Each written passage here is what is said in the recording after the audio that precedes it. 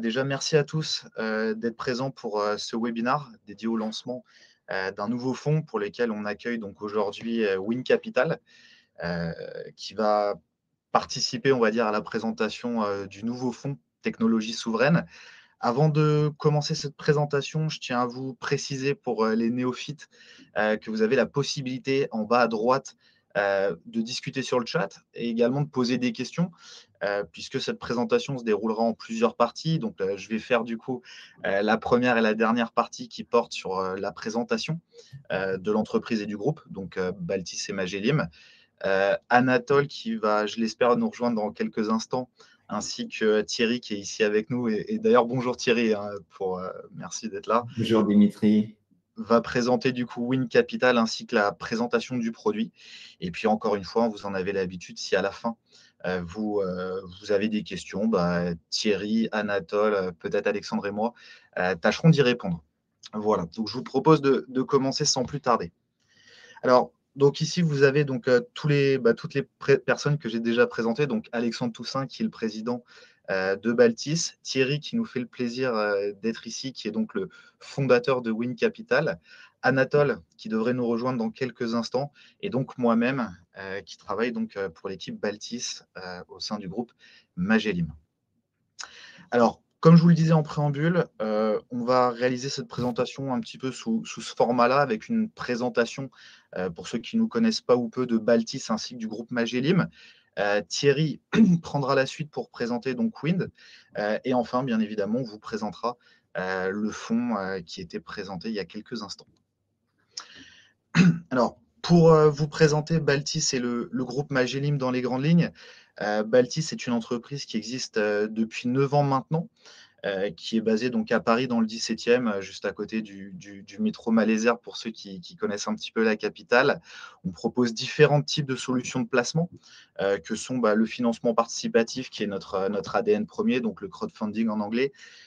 Et c'est vrai que depuis quelques années, diverses solutions de placement ont été mises en place. Je pense par exemple à l'offre Puzzle, donc tout ce qui est immobilier fractionné. Je pense à la SCPI, je pense bien évidemment au private equity, qui est l'objet de cette présentation aujourd'hui. Je pense également à des produits alternatifs, que sont par exemple une offre dans le milieu de l'art ainsi que sur le milieu hippique. Et du coup, on a été racheté, pour la petite parenthèse, par le groupe Magellim il y a à peu près 3-4 ans maintenant. Magellim, donc, qui est un groupe qui est originaire de la région nantaise et qui se divise en trois entités, 3 milieux d'expertise, comme vous le voyez, avec Magellim REM, Magellim Capital et Magellim Infra. Le groupe Magellim, en quelques mots, existe depuis 2018. C'est à peu près 5 milliards d'euros d'encours gérés actuellement, 5 filiales et à peu près 120 collaborateurs partout en France, essentiellement répartis entre la ville de Nantes, qui est le siège historique, si je puis dire, du groupe, et Paris. Alors, 3 expertises majeures et une plateforme, donc comme vous le voyez, donc Magellim REM, plutôt sur l'immobilier, Magellim Capital, qui s'occupe essentiellement donc du private equity, ainsi que des valeurs mobilières, Magellim Infrastructure, donc qui s'occupe plutôt du volet infra, et donc Baltis, qui est la plateforme d'investissement qui, je le rappelle, permet de rentrer sur les véhicules d'investissement du groupe à partir de 1 000 euros. Ici, vous avez on va dire un conglomérat un petit peu de l'histoire chiffrée de Baltis, puisque vous voyez qu'on a levé à peu près 110 millions d'euros depuis la création de cette entité. On compte aujourd'hui parmi nous, et on vous en remercie, à peu près 16 000 investisseurs. On a financé plus de 200 projets. Bien évidemment, et c'est important de le souligner, on est une activité qui est régulée par l'AMF. J'en parle très rapidement parce qu'on a beaucoup de clients qui nous interpellent. Ouais, bonjour à tous. Ouais, désolé, je me suis mis sur mon portable. Je voulais pas te couper, Dimitri, mais au moins je suis là pour la suite. Vas-y, je te laisse continuer. Et du coup, donc comme je disais, oui, on a évidemment une activité qui est régulée par l'AMF, qui est notre gendarme professionnel, façon de parler, qui est l'autorité des marchés financiers. Et en bas à gauche, donc pour rentrer directement donc dans le sujet de cette présentation d'aujourd'hui, quelques exemples d'acteurs qu'on a financés. Les derniers en date, Fragment, Jokies, Miles Republic. Je fais un petit focus très très rapidement sur Atom, qui est une entreprise qu'on a accompagnée en fin d'année dernière et avec qui aujourd'hui on traite beaucoup Certains nous connaissent essentiellement aussi par rapport à ça, sur l'offre donc immobilier fractionné, dite puzzle, où cette entreprise qu'on a financée, aujourd'hui, nous permet de proposer aux clients que vous êtes des solutions de placement, donc plutôt de type immobilière. Et à droite, je dirais quatre grands domaines d'expertise sur lesquels on a su s'entourer dans le temps. Le sujet de la décarbonation de l'économie, l'immobilier durable et responsable, qui est un enjeu important d'ailleurs au niveau groupe Magellim. Le mieux vivre, je pense par exemple au volet sport avec Miles Republic, qui a été financé il y a quelques mois, et sur le numérique Web 3.0, qui est évidemment un quatrième grand volet et axe de développement de Baltis. Quelques exemples de fonds qui vont parler à certains d'entre vous. La SCPI foncière des praticiens, donc une SCPI qui a à peu près 8-10 ans d'existence, qui est une SCPI, comme son nom l'indique, axée sur l'univers de la santé, en France et en Europe, en particulier sur la Belgique actuellement. C'est accessible à partir de 1 100 €. Possibilité également d'y rentrer par le canal du crédit. Pour ceux que ça peut intéresser, qui veulent utiliser leur capacité d'endettement. On est sur de la SCPI, donc durée de placement plutôt de long terme, 8-10 ans recommandé minimum, durée cible du placement, 5%. On fait un léger teasing également, comme on dit aujourd'hui avec Alexandre, sur un nouveau fonds qui s'appelle le Water Fund, qui est mis en avant par Go Capital, une entreprise qui a rejoint le groupe, donc qui va être un fonds dédié à l'accompagnement des PME européennes innovantes dans le milieu de tout ce qui est de la gestion de l'eau, avec un ticket d'entrée à partir de 100 000 € au niveau groupe, une durée pareille de placement de long terme à 10 ans et un TRI cible de 16%. Et enfin, un fonds qui suit l'avancée de Baltis et du groupe depuis le début de l'année, qui est le Club Deal Saint-Michel. Peut-être certains d'entre vous en font partie aujourd'hui de cette belle aventure qui réside dans une transformation, pour le dire très simplement, d'un immeuble d'habitation, place Saint-Michel à Paris sur le 5e, en hôtel 5 étoiles. Et les travaux, d'ailleurs, pour la petite anecdote, sont en cours et vont durer à peu près 2 ans à 2 ans et demi. Ticket d'entrée 1 000 € via Baltis, durée cible du placement 3 ans et un TRI cible pour nos investisseurs à peu près sur la base d'un 8%. Ceci étant dit… Ouais, juste pour compléter, Dimitri, la présentation, pour faire la passe aussi après à Thierry, pour bien que vous ayez en tête l'ADN de Baltis, c'est de pouvoir proposer les meilleurs produits d'investissement qui soient internes au groupe Magellan, mais aussi externes. C'est pour ça qu'on travaille ce qu'on appelle en architecture ouverte, où en fait on identifie aussi les partenaires qui partagent les mêmes convictions, le même ADN, ou en tout cas la même philosophie d'investissement. Donc vous allez voir, c'est la deuxième fois qu'on travaille avec Thierry, avec les équipes de Wind. On avait déjà travaillé il y a bientôt 2 ans sur un de leurs fonds. Et quand on n'a pas l'expertise ou quand on n'a pas la thèse d'investissement en interne dans le groupe, on va justement aller chercher un partenaire qui a l'expertise, qui a le savoir-faire et qui a aussi la conviction de la thèse d'investissement. Et c'est pour ça qu'on est ravis de travailler avec plein de partenaires, dont Wind. Et même chose on vous a parlé de l'opération Saint-Michel.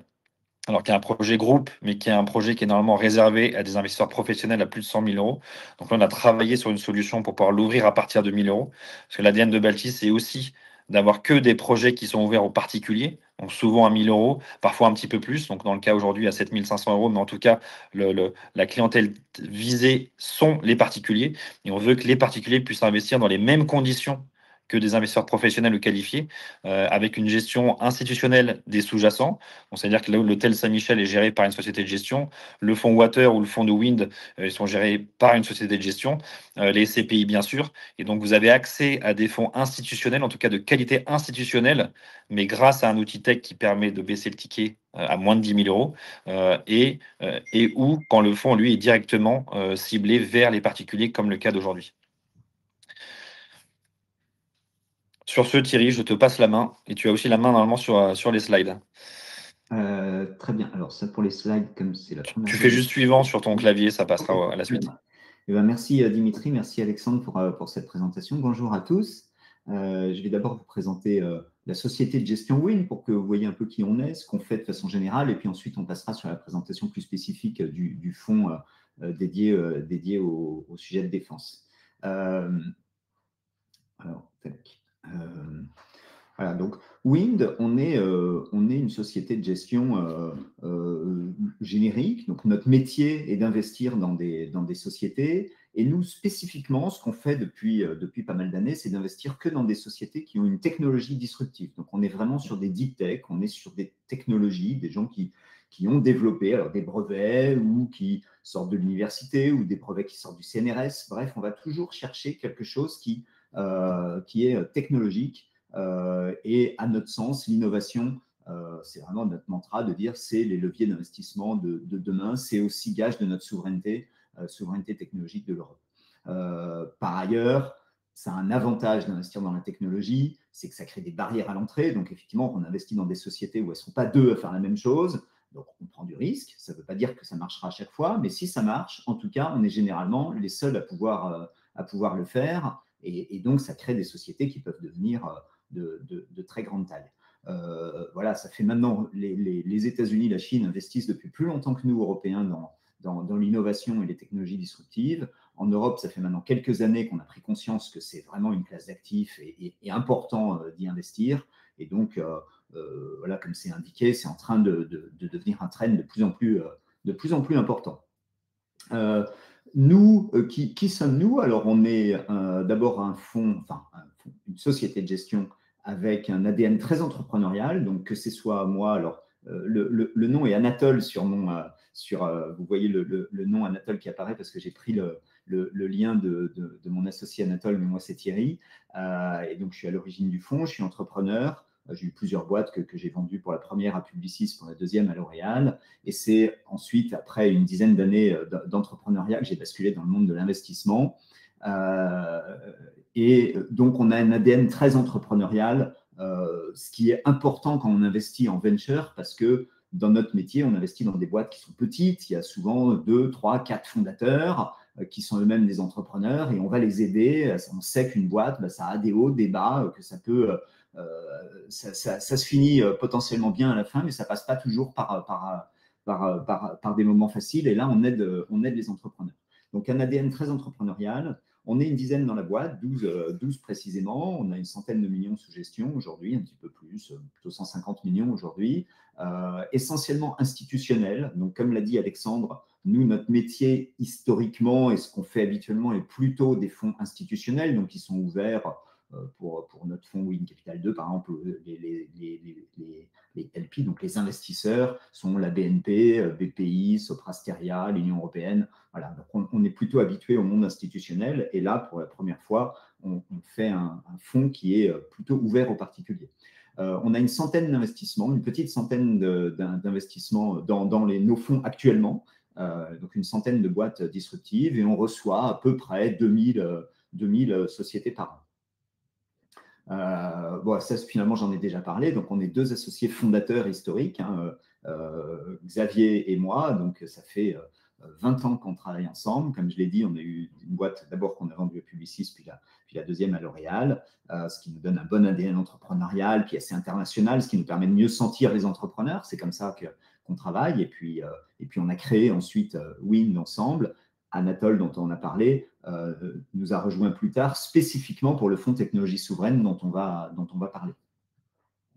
Voilà, j'ai parlé des 12 personnes. Donc, voilà, vous avez toute l'équipe en photo. Vous pouvez aller voir sur LinkedIn un peu qui a fait quoi. Mais globalement, on est 4 seniors, j'ai envie de dire, enfin Xavier et moi en partenaire historique. On a 2 autres partenaires qui sont des gens qui ont eu une grosse expérience d'investissement, ce qui nous mène à 4 personnes. Et puis ensuite, il y a 4 analystes qui sont des gens qui vont plutôt regarder un peu tous les deals, faire les premiers tris, interviewer les entrepreneurs, et puis un petit peu de fonction support en administration et en marketing. Voilà, donc à aujourd'hui, on a 2 fonds, le 3e étant technologie souveraine, on a 2 fonds. Comme je l'ai dit, on est une société de gestion, donc on a vocation à travailler avec plusieurs fonds. On a 2 fonds qui sont aujourd'hui en cours. Donc, on a notre fonds 1, Win Capital 1, qui a été créé en décembre 2015, qui fait plutôt du seed et du pré-seed. C'est un plus petit fonds qui fait une vingtaine de millions. Win Capital 2, comme je viens d'en parler, qui est un fonds lui, institutionnel, ouvert uniquement aux professionnels, qui a été créé en février 2024, qui fait 130 millions, lui qui fait des boîtes un petit peu plus larges, du seed à la série B. Baltis a participé à la levée de fonds avec une petite poche qu'on avait dédiée à Baltis sur Wind Capital 2 en 2024. Donc, c'est comme ça qu'on se connaît déjà. Et puis, maintenant, on lance Technologie Souveraine, voilà, qui est le fonds dont on veut parler. Donc, Technologie Souveraine étant notre troisième fonds. Et alors, je vais expliquer un peu pourquoi. Alors, je l'ai dit, nous, on est spécialisé en technologie, on est spécialisé en deep tech. Donc, la deep tech, ça peut s'appliquer à beaucoup de choses. Ça peut s'appliquer à l'impact, pour avoir de la dépollution des eaux, par exemple, des impacts environnementaux. Il y a beaucoup de choses. Mais de plus en plus… Juste, pardon, Thierry, je voulais juste faire une petite précision, excuse-moi de te couper. Effectivement, sur le slide juste avant, où effectivement on avait travaillé avec vous sur Wind Capital 2, on avait très vite senti que tu avais envie justement de commencer à toucher les particuliers, mais plutôt de faire un test. Donc on s'était dit qu'on allait travailler avec Baltis, où on a créé à l'époque une SAS dans laquelle on a fait entrer des particuliers, nous, à partir de 1 000 euros dans un SPV. Et ensuite, le SPV était rentré dans le fonds. Mais déjà, à l'époque, Thierry avait déjà une volonté de pouvoir intégrer ou rendre accessible ces opérations aux particuliers. Donc, c'était une forme de test, une forme de coup d'essai. Et donc, c'est maintenant, le fonds est officiellement ouvert à tous, mais il y avait déjà cet ADN d'ouvrir les fonds de Wind aux particuliers. Donc, c'est pas nouveau, c'est pas forcément opportuniste. C'est la continuité de ce qu'on avait essayé de faire il y a quelques mois. Ouais, absolument, Alexandre, tu as raison. Et welcome à Anatole, bienvenue, tu nous rejoins. Bonjour à tous. Ça, c'est le vrai Anatole, lui, pour le coup. Exactement. Je vais continuer sur pourquoi ce fonds technologie souveraine, parce qu'en effet, on s'est posé la question.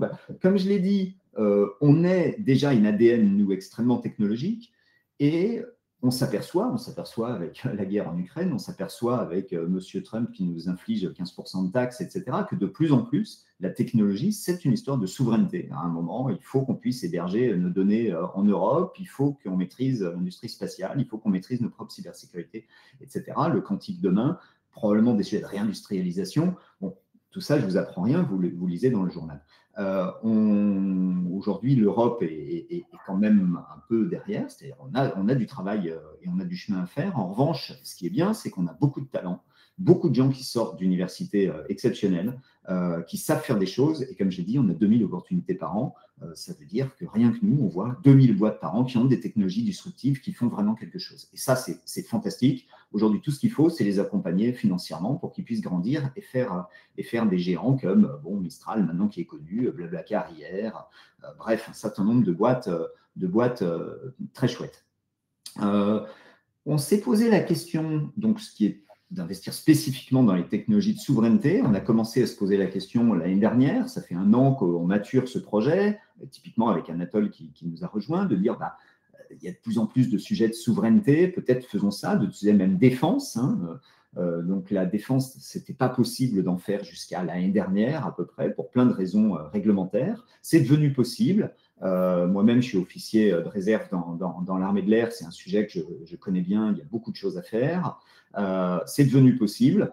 Et donc, on s'est dit, vu que c'est possible et qu'on pense qu'il y a beaucoup de choses à faire et qu'en plus, on connaît les boîtes et les entrepreneurs qui font ça parce qu'on baigne là-dedans, allons-y.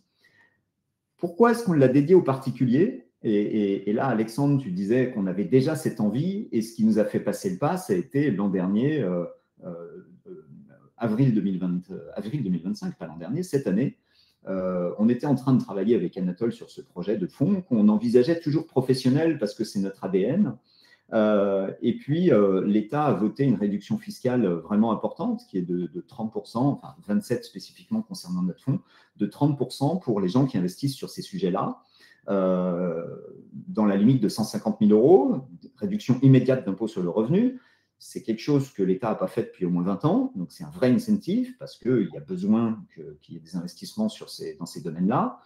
Et donc ça nous a poussé à ouvrir directement aux particuliers, puisqu'en fait, cette réduction fiscale, comme elle est sur l'impôt sur le revenu, évidemment, elle n'est dédiée que pour les fonds, pour les particuliers, évidemment. Et donc, ça a été une envie depuis longtemps. Et puis, l'optionnalité d'aller vous proposer quelque chose qui a en plus une réduction fiscale importante a fait le reste. Les enjeux, j'en ai un petit peu déjà parlé. Finalement, la souveraineté, ça veut dire quoi ? Pour nous, ça a 2 gros sujets. Et peut-être, je vais laisser Anatole spécifier ça parce que finalement, c'est toi qui as travaillé le plus sur vraiment ces sujets, et donc qui sont défense et l'autonomie stratégique. Et je te laisse, Anatole, donner un peu de quoi on parle exactement. Effectivement, Thierry, nous, comment on voit les choses sur cette thèse d'investissement, c'est qu'il y a deux fondations à la souveraineté, comme on l'entend. C'est retrouver notre indépendance économique, notre capacité à être souverain sur les enjeux économiques et également sur les enjeux de défense. Si on commence sur ce premier pilier que sont les enjeux de défense, nous, on a 3 sous-catégories qu'on considère assez prometteuses et qu'on a envie d'explorer et dans lesquelles on a envie d'investir. La première sous-catégorie, c'est l'information, avoir plus d'informations et être capable de mieux l'analyser. Deuxième sous-catégorie, être capable de s'adapter aux nouveaux modes opératoires de la défense, donc tous les enjeux robotiques et de logistique. Et enfin, troisième sous-catégorie, d'investir dans les thématiques de la protection des populations et des infrastructures. Donc, dans cette catégorie qui est la défense, nous, on va vouloir investir dans la cybersécurité, dans le renseignement, dans le spatial, dans les drones, dans le maritime. On n'a pas vocation à faire de l'armement ou des munitions. Il y a suffisamment de technologies de rupture, comme j'ai pu l'évoquer sur ces sujets-là, pour qu'on puisse trouver vraiment les prochaines pépites de demain. Ça, c'était la première verticale. La deuxième verticale, qui est autour des enjeux d'autonomie stratégique, c'est comment est-ce que notre autonomie peut être plus souveraine. Et donc, on va vouloir investir dans les sujets de transition environnementale, de réindustrialisation, mais également tous les sujets de recyclage, puisque si on est capable de recycler les matières premières qu'on importe, on est nettement moins dépendant de nos fournisseurs internationaux. Mais on va également vouloir parier sur les technologies horizontales qui vont avoir la capacité de disrupter l'économie comme on la connaît aujourd'hui. Donc, on va vouloir également parier sur l'IA ou le quantique. Ça nous offre un champ des possibles assez vaste, assez flexible également, puisque comme ça, on va être capable de saisir les futures opportunités et les futures technologies de rupture qui vont apparaître et qui seront en capacité de nous rendre plus souverains, puisque nous, le constat qu'on fait aujourd'hui avec Wind, c'est ça ne sert à rien de parier sur les technologies actuelles, où on est déjà bien trop en retard. On veut se positionner sur les technologies de demain.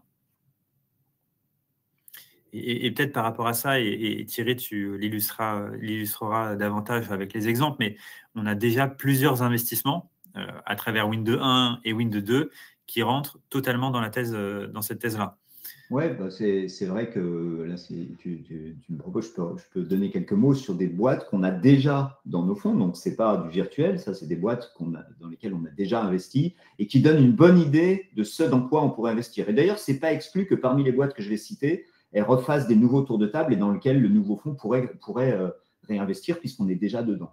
Donc, par exemple, si je cite Cosma, je vais en citer 2 sur les 4 pour ne pas être trop long, mais ensuite, s'il y a des questions, je pourrais aller sur d'autres. Mais par exemple, Cosma, c'est une boîte qui est née au sein de l'Ifremer. Donc, l'Ifremer, c'est le grand centre de recherche sur la mer en France, donc, qui est un centre de recherche aujourd'hui qui est basé à Toulon sur le site de la Marine nationale. Et donc, c'est une spin-off. Il y avait des chercheurs de l'Ifremer qui avaient une idée, qui était soutenue par l'Ifremer. D'ailleurs, ils ont décidé de créer une société qui s'appelle Cosma, dans laquelle d'ailleurs l'Ifremer a investi. Nous, on a trouvé que le projet était super. On a investi aux côtés de l'Ifremer. Et qu'est-ce que ça fait, Cosma? Cosma, ça fait des drones sous-marins qui ont pour particularité de savoir fonctionner en essaim. Donc, ils peuvent fonctionner jusqu'à 500 drones ensemble, qui vont ensuite mapper, faire la cartographie d'une grande zone marine.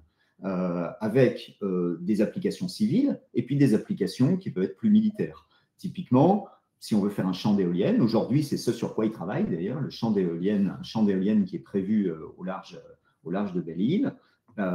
C'est des dizaines ou peut-être même des centaines d'hectares qu'il faut cartographier parce qu'il faut savoir exactement où est-ce qu'il y a du sable, où est-ce qu'il y a des algues, où est-ce qu'il y a des posidonies, comment ça se passe, etc. Et à ce moment-là, on peut savoir où est-ce qu'on implante les éoliennes. Ça, c'est l'activité civile, l'activité typiquement plus militaire ou de souveraineté. Il y a la surveillance des câbles sous-marins, il y a des sujets de déminage qui peuvent être importants. Voilà, ça, c'est ce sur quoi travaille Cosma avec ses drones en essaim, où du coup, quand on a 500 drones, bah, effectivement, on peut mapper directement des dizaines d'hectares très rapidement et de façon assez peu coûteuse, sachant qu'aujourd'hui, la façon dont ça se fait avec des plongeurs qui regardent 3 mètres autour de lui, qui remontent et puis qui replongent à 40 mètres plus loin. Donc là, on a une façon de le faire de façon extrêmement efficace La disruption technologique, elle est pas là où on l'attend chez Cosma. La vraie disruption technologique, c'est qu'aujourd'hui, pour ceux qui sont les plus techniques d'entre nous, hein, les signaux électromagnétiques, ça ne passe pas dans l'eau. Donc, il n'y a pas de GPS, il n'y a pas de Wi-Fi, il n'y a rien dans l'eau. Et donc, ce qui est difficile, c'est de piloter un drone. Et donc, les drones sous-marins, généralement, ils sont filaires. Les drones militaires, aujourd'hui, sont souvent filaires. Mais filaires, ça ne peut pas fonctionner en essaim, c'est compliqué. Et là, Cosma, c'est une vraie disruption technologique. On réussit, avec des ondes acoustiques, je passe le détail, à faire fonctionner et à piloter des drones à distance alors qu'ils sont sous-marins. Et donc, c'est ça la vraie révolution qui fait qu'aujourd'hui, c'est une boîte qui est en croissance très, très forte et à laquelle on croit vraiment beaucoup. Aldoria, un petit peu différent. Là, on est dans le spatial. Donc là, on était sous l'eau. Aldoria, on passe dans le spatial. Donc, il y a 2 types de satellites dans le spatial. Les satellites géostationnaires qui sont assez loin de la Terre. Et puis, il y a tous les nouveaux satellites, ceux qui sont en orbite basse, typiquement tous ceux qui servent aux télécommunications. Donc, on parle beaucoup de Starlink, par exemple. Bon, voilà, ça, c'est des petits satellites en orbite basse. Et en fait, en orbite basse, il y a des milliers et des milliers et des milliers de satellites. Et il y en a des centaines chaque année, voire peut-être même chaque mois en plus. Et donc, ça finit par être une orbite très encombrée de plein de satellites et aussi de plein de déchets, parce que ces satellites, parfois, ils rentrent en collision. Et donc, ça crée encore plus de déchets. Et en fait, aujourd'hui, personne, sauf Aldoria, c'est ça qui est bien, mais personne dans le monde aujourd'hui n'a capacité à voir tous ces satellites et à pouvoir mapper un peu les orbites de tous ces satellites. Et donc, en fait, ils rentrent très souvent en collision les uns avec les autres parce que chacun connaît son satellite, mais ne voit pas la trajectoire des autres. Et Aldoria, à base d'une technologie optique assez révolutionnaire, de télescopes très particuliers, qu'ils ont mis un peu partout sur Terre, ils en ont une trentaine aujourd'hui sur Terre, a capacité, en fait, à voir l'ensemble de ces satellites et leurs orbites et leurs trajectoires. Et donc, pareil, activité civile et activité plus militaire. Activité militaire, évidemment, pas besoin de faire un dessin. Ils ont capacité à voir qui sont ces satellites, où ils sont et peut-être même ce qu'ils font. Activité civile, c'est presque une activité assurantielle. C'est-à-dire, ils vont dire à un exploitant de satellite, nous, si tu nous payes un peu, on va te donner la trajectoire de tout ce qui peut potentiellement rentrer en collision avec le tien. Et donc, si on voit une trajectoire de collision, toi, on te dira de bouger un peu le tien pour pas qu'il se casse. Et donc, ça, c'est quasiment assurantiel. Voilà ce que fait Aldoria. Ça donne une petite idée du type d'investissement dans lequel le fonds investira. Et dans lesquels on a déjà investi avec Wind, donc ce n'est pas virtuel. Et exactement, donc là, c'est le portefeuille historique, mais on est également en train de réserver des tickets d'investissement pour le fonds de technologie souveraine dans les futurs investissements et dans les investissements actuellement réalisés par le fonds Wind 2. Donc, on ne peut pas encore communiquer réellement dessus, mais on est en train de réserver un ticket pour le fonds de technologie souveraine dans une société également dans le spatial qui fait un peu plus de 10 millions d'euros de chiffre d'affaires et qui fait de la réparation de satellites. Et qui dit réparation dit un gain sur la capacité à étendre la durée de vie de nos satellites, mais également des sujets de défense, puisque si on est capable de les réparer, c'est qu'on est capable de s'en approcher, et donc on pourrait jouer avec. Et donc il y a encore des sujets de protection de nos infrastructures qui sont mis en avant avec cette société, dont on pourra communiquer le nom que ultérieurement. Et justement, Anatole, sur ce deal flow, comment vous le travaillez? Et deuxième question, est-ce que c'est peut-être un deal flow qui provient de l'État ou des pouvoirs publics qui pourrait vous demander de financer avec du privé certaines startups? Je vais directement répondre à ta deuxième question, puisque nous, on a commencé à échanger avec cet écosystème-là, avec la BPI dans leur fonds de défense, avec les activités startups de Airbus, Safran, Thales, et en fait, et même avec la DGA qui a ouvert un bureau un peu startup. Ce qu'on voit, c'est que c'est des gens qui ont besoin de financeurs professionnels, privés, capables d'accompagner les startups. Tous les acteurs que j'ai nommés ont l'habitude de travailler avec des grands groupes et donc de faire des plans quinquennaux et de grands programmes d'équipement. Quand on échange avec Safran, qui est aujourd'hui l'acteur le plus coopératif, il nous dit « Moi, je sais industrialiser, je sais vendre, mais je ne sais pas passer de 10 collaborateurs à 100 collaborateurs. » Ce n'est pas mon savoir-faire. Et donc, avec plaisir pour que toi, Anatole, chez Wind, tu puisses m'accompagner dans ces investissements dans les startups. Moi, je saurais te valider la technologie et toi, tu sauras les accompagner. Et donc, il y a vraiment de la synergie. Aujourd'hui, on a vraiment un écosystème qui est bienveillant, qui est en train de se créer. Et nous, On estime qu'on est au début d'une vague positive de création de technologies en faveur de la souveraineté, avec un écosystème européen qui est en train de se réveiller et avec des acteurs industriels qui ont besoin de partenaires complémentaires. Et pour répondre à ta question, Alexandre, on est un fonds privé. Nous, ce qu'on veut, c'est faire du rendement pour nos LP. Et donc, ce n'est pas l'État qui va nous dire d'investir dans telle ou telle société. En revanche, ce que fait l'État, c'est qu'il donne un bon crédit d'impôt à des fonds comme le nôtre pour dire il faut orienter l'argent vers là. Non, mais au-delà de demander de financer, ça pourrait être. Il y a une start-up qui semble pertinente pour eux ou pour leur activité aussi et qui cherche des financements publics et privés. Et donc, ils font appel du coup à des sociétés de gestion qui viennent apporter la quote-part privée, quoi.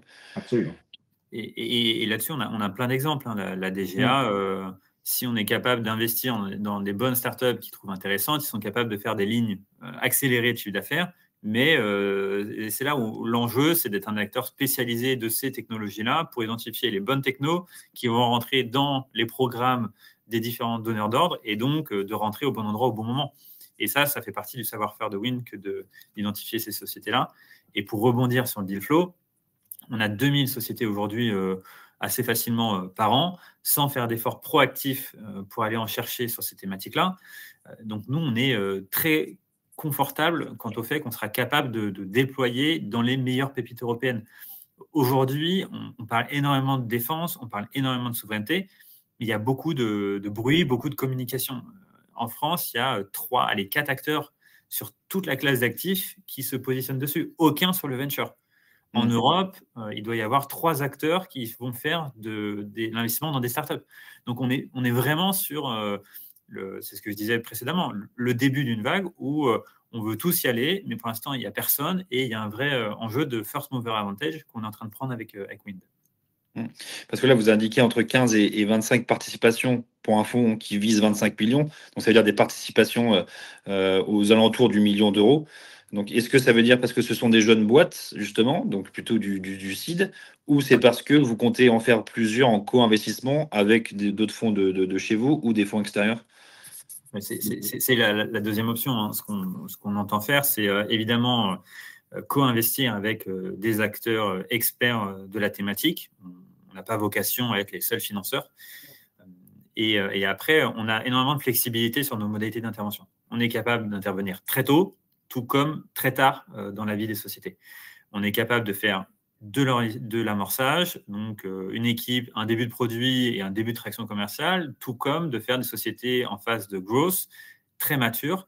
Là-dessus, on est extrêmement flexible. On est également flexible dans nos capacités à structurer les opérations. On peut à la fois, nous, les structurer en tant qu'acteur proactif, en tant que lead, tout comme en capacité d'être juste un co-investisseur dans un tour de table qu'on trouve attractif.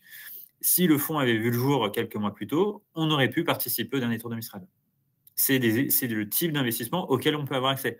On ne l'a pas étudié et donc aujourd'hui, nous, par rapport à la valorisation, par rapport aux chiffres, on ne s'est pas encore fait une raison de est-ce qu'il fallait le faire, mais c'est tout à fait le type de dossier qu'on serait amené à faire si on avait envie. Donc on a vraiment tout le spectre des modalités d'intervention. Ok. Et je reviens aussi, alors Dimitri le détaillera un petit peu là sur la partie réduction d'impôt donc de 27%. Donc ça pour expliquer effectivement, c'est-à-dire que Wind vise des startups qui sont GEI, donc jeunes entreprises innovantes qui permettent de bénéficier d'une réduction d'impôt de 30%. Donc là, vous vous êtes laissé une petite marge de manœuvre de 10%. Donc en fait, vous allez investir à 90% dans des JEI. Et donc, il y a une quote-part, donc il n'y a que 27%, parce que 30% fois 90%, ça fait 27. Donc, en gros, il y a 10% de vos cibles. Ça, c'est quoi? C'est potentiellement des startups qui ne sont pas françaises ou qui répondent à d'autres critères? Pour être parfaitement précis, le fonds, on peut investir dans des sociétés européennes. On a vocation à investir très majoritairement en France, mais on peut investir partout en Europe si on considère qu'elles sont pertinentes. Ce 10% restant, c'est que le fonds doit investir, par exemple, en 3,5 années dans 90% de sociétés JEI. Et donc, potentiellement, on pourrait garder ces 10% pour réinvestir au-delà de cette durée dans celles qui nous semblent plus pertinentes, de payer des frais d'études, le cas échéant, sur certains dossiers. Voilà, c'est une poche qui est limitée, qui nous permet d'être un peu plus discrétionnaire sur ce fonctionnement. Mais le fonds, à 90%, va être investi dans des jeunes entreprises innovantes, très majoritairement en France, avec également une construction de portefeuille qui va être progressive. Donc, l'objectif, c'est de faire une vingtaine d'investissements et de réinvestir progressivement dans celles qui vont le plus fonctionner. On veut vraiment mettre en place le savoir-faire de Win comme gestionnaire de fonds institutionnels et de ne pas aller tambour battant dans 20 investissements directement en équipondéré et donc de ne pas être capable de se surpondérer sur les plus performants. Ok.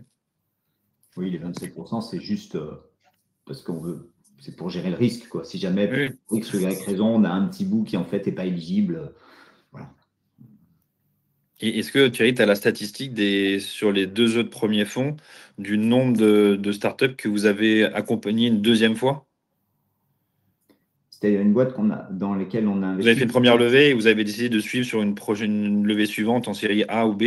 C'est la majorité des boîtes. Ouais. C'est-à-dire, de façon générale, notre stratégie sur un fonds professionnel est de réinvestir quand on arrive en early stage, là, ce qui peut être un petit peu différent, c'est qu'on ne va pas forcément investir tout en early stage. Comme l'a dit Anatole, parfois, on va faire on va mettre un ticket de 1 million, mais sur une levée qui est très grosse, et on sera ce qu'on appelle follower dans notre métier, donc on est suiveur.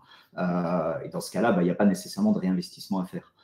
Quand on est un fonds que early stage, ce qui est le cas de notre autre fonds, et là, on en fera aussi, là, quand on investit au début de la boîte, en effet, on a vocation à réinvestir. Donc, sur nos autres fonds, de façon générale, on réinvestit. Et là, ça dépendra parce qu'il y a parfois, on investira plus tard dans la vie de la boîte et dans ce cas-là, il n'y a pas de notion de réinvestissement. Ok. Voilà. Je crois qu'on est au bout des slides. Ouais. Dimitri, je te laisse reprendre la main sur les conditions pour faire un petit récap. Ouais, merci Alexandre. Assez rapidement, je vais repasser avec vous les conditions de souscription, parce que j'ai vu que dans le chat, il y avait des questions à ce sujet-là. Bon, pas mal d'informations ont déjà été dites, donc je vais les reprendre très très succinctement. Donc, stade d'intervention, c'est à quelle on va dire, durée de maturité le fonds va rentrer sur les entreprises cibles. On est sur des phases d'amorçage, donc du seed, pré-seed, à de la série B, donc à des stades de maturité un peu plus évolués. Type d'instrument financier, c'est important de le rappeler, on est sur un FCPI, un fonds commun de placement immobilier. Non, innovation. Innovation. Ouais. J'ai dit quoi, pardon? Immobilier. Innovation. C'est parce qu'on en fait beaucoup d'immobilier, ça me reste à l'esprit, pardon. La classification SFDR, article 8. Alors, je rappelle rapidement ce que c'est, parce que ça peut paraître un petit peu technique. En fait, c'est une réglementation européenne qui a été mise en place il y a quelques années, je crois que c'est en 2019, pour un petit peu harmoniser tous les produits financiers au niveau européen. Et l'article 8, en fait, c'est ni plus ni moins que le fait de mettre en avant des caractéristiques liées aux problématiques environnementales et sociales, sans un objectif strict. Voilà, à la différence de l'article 9, pour peut-être ceux d'entre vous à qui ça va un petit peu plus parler. Au sujet de la diversification, je le reprends très très rapidement, 15 à 25 participations, c'est la question que posait Alexandre. La géographie, ça a également été évoqué, France et Europe, même si c'est France très largement. Le montant maximum de la levée de fonds, et j'insiste sur le maximum, 25 millions d'euros. Hypothèse de sortie cible, 2033-2036. Je fais donc la jonction avec l'horizon de sortie à droite que vous avez juste ici, puisqu'on est sur un projet à 8 ans, prorogeable 3 fois d'une année, d'où le 2033-2036. La performance cible x3. Le sujet du secteur, je n'y reviens pas. Le ticket d'entrée, puisque c'était une des questions qui était posée dans le chat, on est sur un ticket d'entrée à partir de 7 500 €, qui d'ailleurs, comme c'est précisé en dessous, peut être éligible soit en direct, effectivement au JEI, donc Jeune Entreprise d'Innovation, pour 27%, je ne reprends pas ce qui a été dit il y a quelques instants, ou alors la possibilité de les acquérir par le biais de l'enveloppe fiscale PEA-PME, puisque certains d'entre vous ont l'habitude de passer par ce canal-là, c'est important de le dire et de le rappeler. Il y a des frais de souscription de l'ordre de 5%, un sujet assez classique sur ce type de solution de placement, et bien évidemment l'échelle de risque, qui est une notation obligatoire de l'AMF, qui est à un niveau de 6/7. Si vous avez des questions, je rappelle que vous pouvez les poser dans le chat. Juste une petite précision, Dimitri, ce que c'est important, c'est le sujet de la durée. Il faut bien avoir en tête qu'on n'est pas sur un investissement en direct, on est sur un investissement via un fonds. Donc, il y a toujours un horizon de sortie, donc de 8 ans, sauf que le gain pour les investisseurs, il se fait lors de la cession des participations. Et ça, forcément, c'est peut-être ce qu'il y a de plus incertain, c'est quand est-ce que la boîte va être vendue, au-delà de à combien elle va être vendue. Donc, c'est pour ça qu'il y a une petite marge de manœuvre, le temps de ce qu'on appelle dans le métier de liquider les participations, qui peut s'étaler de manière un peu plus lointaine que les 8 ans. Donc, c'est pour ça qu'il y a toujours une marge de manœuvre entre 8 ans et plus 1 ou plus 2 ou parfois même plus 3 pour avoir le temps de vendre les participations. Mais ça veut dire qu'à partir de la 8e année, il peut y avoir une performance qui est distribuée. Et donc, Win se donne jusqu'à 3 ans en plus si jamais il y a certaines participations qui prennent un peu plus de temps pour se déboucler. Tout à fait. Du coup, hop, voilà. Je passe à la slide suivante et on va bientôt passer encore une fois aux questions-réponses. Donc, ticket minimum, ça a été évoqué, l'éligibilité JEI ou la possibilité de passer par l'enveloppe fiscale PEA-PME, possibilité également d'investir en personne morale, mais là, ça fera plutôt l'objet peut-être d'un échange un peu plus poussé, parce qu'il y a certaines particularités. Donc, vous verrez que vous aurez les coordonnées d'Alexandre et de moi-même juste après. Donc, on en reparlera si vous le souhaitez, bien évidemment. Les frais, ça a été évoqué. Et enfin, à droite, la plupart d'entre vous le savent. Hein, vous savez que c'est un parcours 100% digital qui est accessible à 100% depuis le site baltis.com. Donc, vous créez votre compte. Vous avez la possibilité d'investir. Tout ça de façon 100% dématérialisée. Et vous allez avoir nos coordonnées dans quelques instants s'il y a jamais besoin on va dire, d'un appui. N'hésitez pas à prendre contact avec nous. Je rappelle d'ailleurs au passage que ce webinaire sera visible à nouveau en replay et qui sera bien évidemment intégré sur la page du projet sur notre plateforme. Voilà.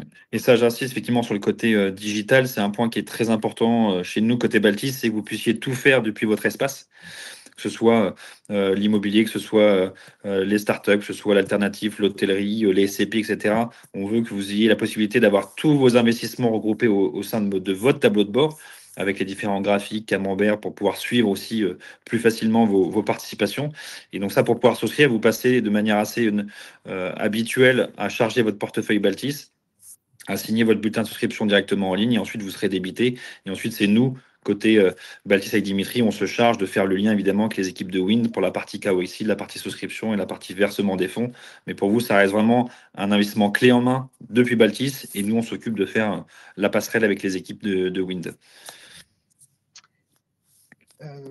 Peut-être un bref focus. Bon, je pense que je vais reprendre un petit peu ce qui avait déjà été précédemment dit. Pardon.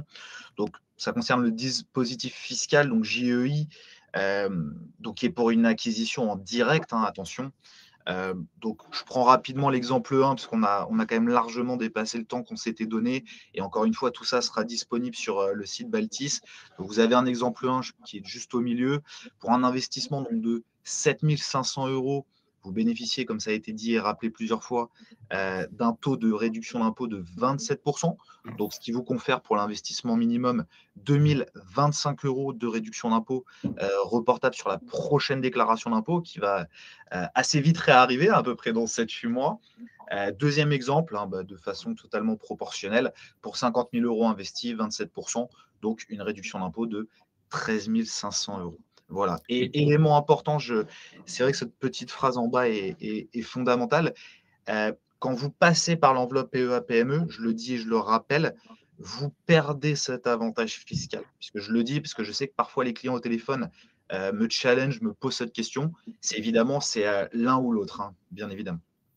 Et pour bien repréciser, ce n'est pas une économie d'impôt sur l'assiette fiscale, mais c'est bien sur l'impôt réellement payé. Donc, on est capable d'annuler totalement son impôt sur le revenu en investissant à un montant tel que, avec les 27%, on peut.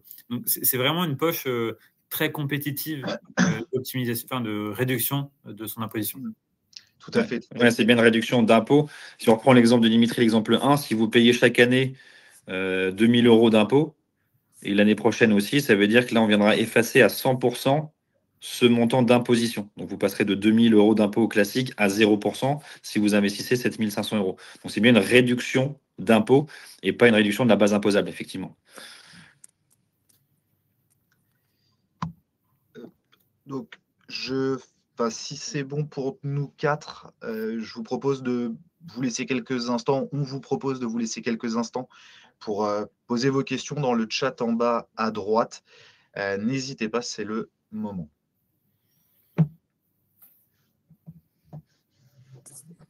va... Ouais, juste une petite précision aussi, parce qu'on avait eu la question. Pour ceux qui connaissent bien l'outil Baltis, vous avez toujours un onglet actualité sur les projets. Donc là, quand vous aurez, si vous souscrivez, que vous investissez, on viendra régulièrement ensuite communiquer des actualités sur le fonds en lui-même, mais aussi évidemment sur les prises de participation avec des reportings très réguliers, à minima tous les trimestres. Donc vous aurez ce petit onglet actualité qui sera nourri régulièrement d'actualités sur le fonds, les participations, des événements aussi, des webinars ou des événements. Donc on essaie de faire vivre nous, au maximum les prises de participation. Et donc là, ça le sera à minima tous les trimestres parce que le fonds envoie des reportings trimestriels aux investisseurs. Et donc nous, par ricochet, on les publiera aussi directement sur la plateforme. Mais l'idée, c'est de faire vivre aussi l'investissement à travers l'outil Baltis. Je prends les questions dans l'ordre. Première question posée. Ça concerne le montant, mais je pense que c'était une question qui était un peu précoce peut-être dans la présentation. Donc, je confirme à madame que c'est effectivement 7 500 €. Comme ça a été dit, c'est le minimum de souscription. Autre question, je la lis. Niveau de risque échelonné de manière croissante ou décroissante? Question. Le 7 sur 7 représente le risque le moins ou le plus élevé? C'est une question importante, effectivement. Le 7 sur 7 représente le niveau de risque le plus élevé. Donc, à 6 sur 7, on est plutôt dans le haut du panier, mais de façon évidemment proportionnelle. La performance du projet qui a été présenté tout à l'heure, et d'ailleurs l'ensemble de la stratégie évoquée aujourd'hui, vont effectivement de pair avec le risque. Et la performance n'est que la contrepartie du risque. Ça recoupe un petit peu tout ce qui a été dit pendant cette présentation. Généralement, sur le private equity, on est sur la classe d'actifs la plus risquée. Mais comme on passe par un fonds et donc par un grand nombre de participations, d'une vingtaine de participations, ça vient un peu baisser le risque. C'est vrai que souvent, quand on est en investissement en direct dans une startup, on est plutôt à 7 sur 7. Là, le risque étant diversifié sur une vingtaine de participations, on est un petit peu moins que le maximum, donc on est à 6 sur 7. Autre question, confirmez-vous, bon du coup je la tourne comme une question, confirmez-vous que la collecte sera ouverte demain à 11 h? Je vous confirme effectivement que la collecte sera ouverte demain, Alexandre, je pense qu'on est d'accord là-dessus. Ouais. Quelle est la date du closing? Bonne question, c'est vrai que ça n'a pas été, il me semble, mis en avant. La date de closing interviendra en fin d'année, au mois de décembre. Pour être tout à fait, je dirais, transparent, et je pense pouvoir parler en nos 4 noms, un petit bilan sera fait, je dirais, sur tout simplement sur la levée de fonds, savoir si l'enveloppe tout simplement globale n'a pas été pourvue. Donc la date de closing fixée est au 31 décembre, sauf erreur de ma part. Rendement annuel, je vois qu'il est évoqué effectivement 14,5. Alors, petite précision, c'est le scénario optimiste du projet, ce qui correspond, quand on fait les règles de calcul, au multiple de 3 qui... Attendez, j'ai un petit problème sur ma souris, qui était indiqué effectivement en pied de cette slide. Peut-être pour bien expliciter, il ne s'agit pas de rendement garanti. Ah oui, il s'agit des estimations qu'on a modélisées par rapport à notre portefeuille. Ça a été évoqué en début de présentation, mais quand on regarde le portefeuille historique de Wind réalisé sur plus de 90 investissements, on est en performance globale au-dessus de ce 3 fois l'investissement. Rien n'est garanti, les performances passées ne préjugent pas des performances futures, mais c'est exactement nous ce qu'on vise. C'est ce qu'on vise sur ce fonds-là, mais c'est ce qu'on vise également sur le fonds institutionnel, dans lequel on compte pour investisseurs la BPI, le Fonds européen d'investissement, BNP et un peu plus de 150 entrepreneurs. Et ça marche aussi dans l'autre sens, hein, évidemment, c'est que évidemment les performances passées ne présagent pas des performances futures, il y a une garantie, mais si jamais les prises de participation sont très performantes et qu'il y a une performance au-delà de ce qui est prévu, évidemment, c'est partagé entre les investisseurs de manière assez naturelle, hein. Ça marche dans les deux sens. On reste sur de l'investissement et donc on est lié au gain et à la performance du fonds, quoi. Et effectivement, le 14,5 de TRI, c'est effectivement ce qui a été constaté. Et nous, on l'a plutôt modélisé dans l'autre sens en faisant un multiple, je trouve, qui est plus parlant. Donc, on l'a modélisé sur 8 ans. Donc, ça fait un peu plus que x3. Et si on le modélise sur 11 ans, ça fait un peu plus que x4. Donc, on trouve que c'est plus parlant quand on parle de private equity, de parler en multiple. Mais effectivement, le x3 correspond au TRI de 14,5 par an. On a une question sur des frais de gestion, peut-être Anatole ou Thierry, on vous laisse répondre là-dessus. Les frais de gestion sont de 3,25% par an, auxquels, ça c'est les frais de gestion qui sont perçus par la société de gestion, qui vont nous permettre de payer l'équipe d'investissement et les partenaires notamment qui distribuent le fonds tel que Baltis. Et auquel cas, on peut ajouter quelques petits frais administratifs, mais qui sont assez minimes et qui sont pour payer les auditeurs, le comptable, le commissaire aux comptes, etc. Partie prenante au projet. Il y a quelques questions sur le rendement et récupérer à la fin. Juste expliquer comment un fonds fonctionne comme le nôtre. Très simple. Hein. Pendant 3 ans, on va investir dans les boîtes dont j'ai parlé. Voilà, j'ai parlé d'Aldoria, des drones sous-marins, etc. Donc pendant 3 ans, là, au 31 décembre, le fonds sera clos. Il aura une enveloppe d'argent. Cette enveloppe d'argent va être investie, donc, comme l'a dit Anatole, dans une trentaine, entre 20 et 25 sociétés, petite trentaine peut-être. On va investir dans les meilleures sociétés qu'on voit et qu'on pense être les bonnes. Et ensuite, on va les vendre au fur et à mesure qu'elles créent de la valeur, qu'elles deviennent grosses, qu'elles deviennent intéressantes pour un acheteur, etc. On va les vendre. Et dès qu'on les vend, on rend l'argent au LP, donc à nos investisseurs. Donc potentiellement, c'est bien avant 8 ans. J'en sais rien. Ça peut être bien avant 8 ans. Maintenant, nous, on estime que pour que ça crée de la valeur, une société, ça ne crée pas de la valeur du jour au lendemain. Et il faut investir, puis les laisser un peu du temps de grandir, d'avoir des nouveaux clients, etc., pour qu'ils créent de la valeur. Et là, dans ce cas-là, on la vend. Et donc, le rendement est récupéré au fur et à mesure qu'on vend les boîtes. Ouais. Et donc, pour une précision, on peut aller encore plus loin. Donc, réglementairement, pendant 5 ans, on ne peut pas distribuer. Et à partir de la 5e année, on peut commencer à distribuer. Moi, ça fait bientôt 10 ans que je fais ce type de produit. On constate, basé sur l'historique, et donc il n'y a rien de garanti, qu'on récupère à peu près un tiers de son argent autour de l'année 6, un tiers en année 7, un tiers en année 8. Et après, en fonction de la performance du portefeuille, il y a la plus-value qui peut durer un petit peu plus longtemps sur les années de prorogation que Alexandre évoquait précédemment. Mais de toute façon, la période de blocage de 5 ans, elle est importante, notamment pour le dispositif fiscal, puisqu'il faut détenir les titres au moins 5 ans. Donc, c'est là où ça se coordonne bien. Ça veut dire que pour être éligible, il ne faut pas qu'il y ait de sortie avant 5 ans. Donc, ça coïncide avec la période entre 5 et 8 ans pour les premières sorties. Et la plus-value n'est pas imposée. Et la plus-value, effectivement, à la fin, il y a une exonération sur la plus-value. Effectivement, ça c'est lié à la nature du fonds. Vous êtes exonéré d'impôts sur les plus-values à la sortie. Ouais. Et donc, il n'y a que les prélèvements sociaux qui ont lieu. Donc, vous avez la réduction d'impôt au départ et l'exonération d'hier, on va dire effectivement, à la fin. Les prélèvements sociaux sont dus, quoi qu'il arrive. Donc, vous avez 2 sujets de fiscalité à travers ce fonds par sa nature, au départ et à la sortie.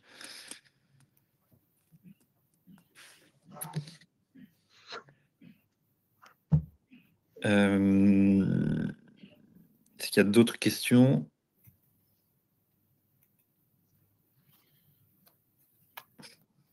J'ai l'impression que c'est bon. Il est 58.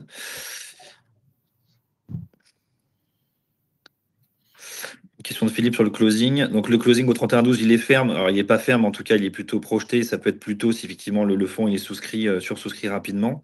Et si on a épuisé sa réduction d'impôt pour 2025, effectivement, la réduction d'impôt JU, elle n'est pas reportable. Donc, il faut l'utiliser l'année de la souscription, enfin l'année en N+1 de la souscription. Donc, si vous avez déjà épuisé votre quota 2025, soit vous investissez quand même parce que vous avez des convictions dans l'équipe et dans la thèse. Parce qu'au-delà de la performance fiscale, c'est aussi une performance financière sur un multiple et donc une performance sur l'investissement. Si vous voulez absolument bénéficier de cette réduction, dans ce cas-là, il faudra plutôt attendre le mois de décembre et voir si effectivement la période de souscription est prolongée en 2026 ou pas. Mais ça, c'est sans garantie. Ouais, ou juste pour apporter une toute petite nuance, ou alors vous pouvez le faire aussi tout simplement par le biais du PE-APM. Pour bénéficier de ce cadre fiscal-là. Ce qui peut être, en final, évidemment, je suis dans le prolongement de ce que dit Alexandre, mais ce qui peut être aussi bonnet blanc, blanc bonnet à ce niveau-là. Et pour compléter, cet avantage fiscal JEI, il est en dehors de la poche d'avantage fiscal des 10 000 euros. Hein. C'est une poche dédiée JEI. Ça, ce qu'on appelle le plafonnement des niches fiscales, où vous avez tout ce qui est Girardin, tout ce qui est Sofica. Donc, ça vient au-delà de ça. Donc, vous ne rentrez pas dans le plafond des niches fiscales des 10 000 euros. C'est comme si vous repartiez à zéro. Donc effectivement, ceux qui n'en ont jamais profité, n'hésitez pas à appeler Dimitri pour qu'il vous refasse une petite étude de cas personnelle. Si vous l'avez déjà commencé à l'utiliser sur d'autres investissements, tenez aussi évidemment un compteur, mais vous pouvez évidemment continuer à l'utiliser sur ce fonds.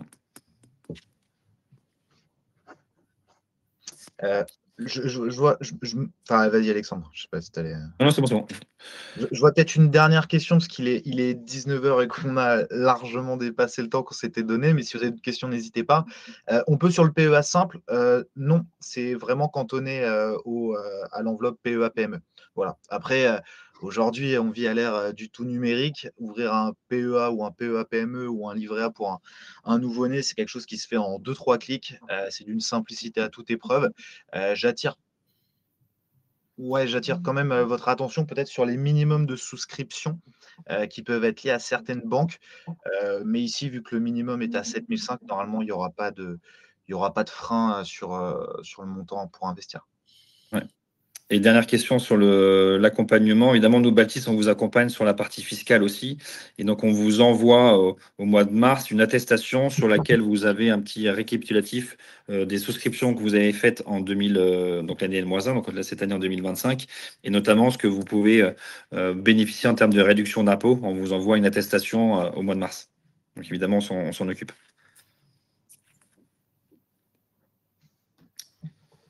Ok, je pense qu'on a fait le tour. Tes questions, ok. Merci à tous. Thierry Anatole, je sais peut-être le petit mot de la fin. En tout cas, on est très content, Alexandre et Dimitri, d'avoir l'opportunité de nous distribuer, de nous faire connaître à toute votre communauté. Nous, c'est un fonds auquel on croit beaucoup. On croit beaucoup que la souveraineté, la défense, c'est d'une part hyper important pour notre pays. Donc déjà, d'une part, on a l'impression de travailler pour le bien commun. Et par ailleurs, comme ça va devenir des sujets, et c'est déjà des sujets sur lesquels l'État ou l'ensemble des stakeholders mettent de plus en plus d'argent, c'est un sujet qui sera aussi porteur financièrement. Les innovations sont importantes. On a tous les talents en Europe pour faire des géants et créer des superbes sociétés. Il y a qu'à les financer. Et donc, c'est probablement un fonds auquel on croit beaucoup. Et c'est partagé, en tout cas avec les équipes Baltis, on partage tout ça et on est ravis de vous accompagner une deuxième fois sur ce troisième fonds. On est parfaitement aligné avec votre thèse et vos convictions, votre énergie, et ce que le côté humain est aussi très important. Donc on est ravis de retravailler avec vous. Merci pour votre temps. Merci Dimitri d'avoir organisé ce webinaire. Et puis on reste évidemment à votre disposition si vous avez des questions, des remarques ou si vous voulez prolonger les échanges. On est à votre disposition avec Dimitri. Merci. À bientôt. Merci à tous. Au revoir. Merci.